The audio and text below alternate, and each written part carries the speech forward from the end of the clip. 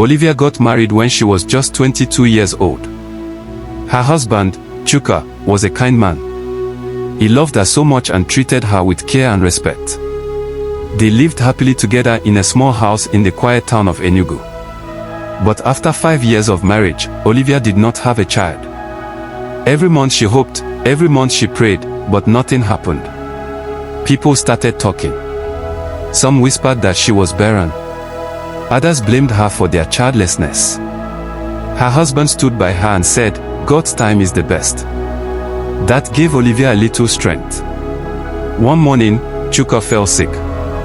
At first, they thought it was just fever, but it got worse. He became so weak he could not walk. They went to many hospitals and tried many treatments, but nothing worked. Chuka died in her arms one rainy night. Olivia's world broke into pieces. She cried for weeks. She did not eat, she did not sleep. Her heart was empty. She lost the man who loved her the most. And they never had a child. She felt like a failure.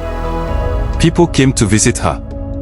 Her family, her friends, her in-laws. Some showed her love, some just came to ask questions. What will you do now? You're still young, you can't stay like this. Her older sister told her, you need to start again. Life is still ahead of you. Olivia did not want to marry again. Her heart was still with Chuka. But after 2 years, she began to think about the words people said. Maybe they were right. Maybe she should give life another chance. When she met Obina, she was careful. He was a teacher, calm and gentle. He knew about her past, but he still wanted to marry her.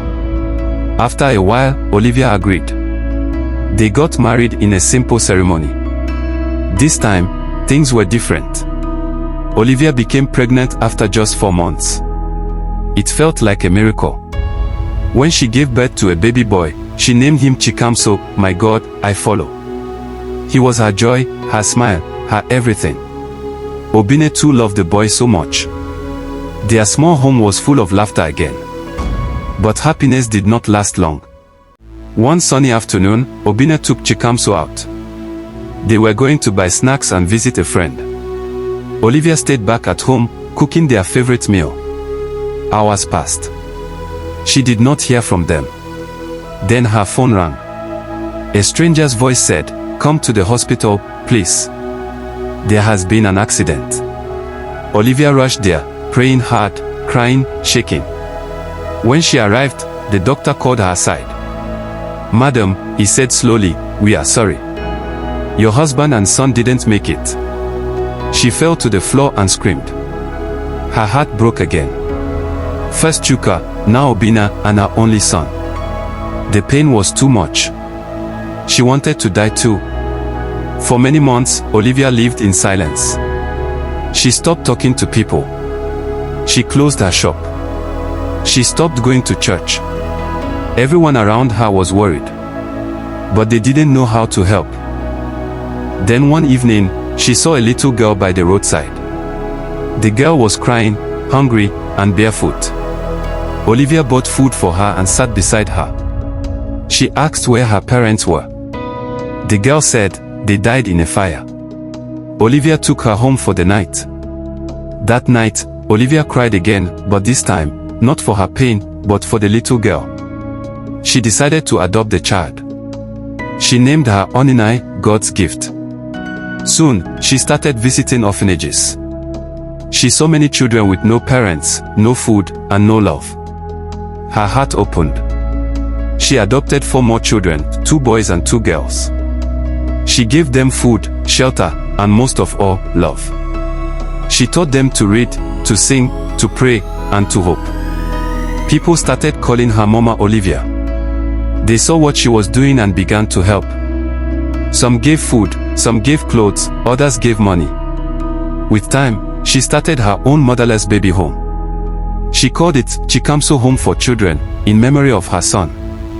She went from village to village, looking for children who were suffering. She took them in. She gave them a new life. Some of them grew up and called her mother. Some became doctors, teachers, even pastors. They never forgot how one woman's heart saved them.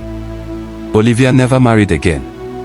She said, "I have found a bigger purpose. I may not have given birth to many, but I have raised many."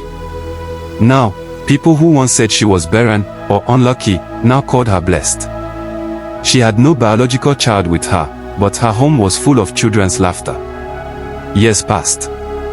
On her 60th birthday, her children threw her a big surprise party. They sang, they danced, and they told stories of how Mama Olivia changed their lives. Olivia stood and looked around the room, young faces full of love and life.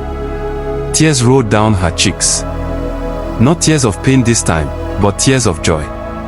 "My heart has been broken many times," she said, "but I learned that love does not die.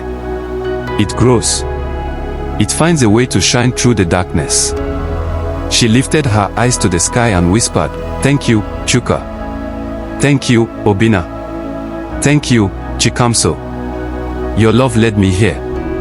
And in her heart, she knew she had become the mother she was always meant to be.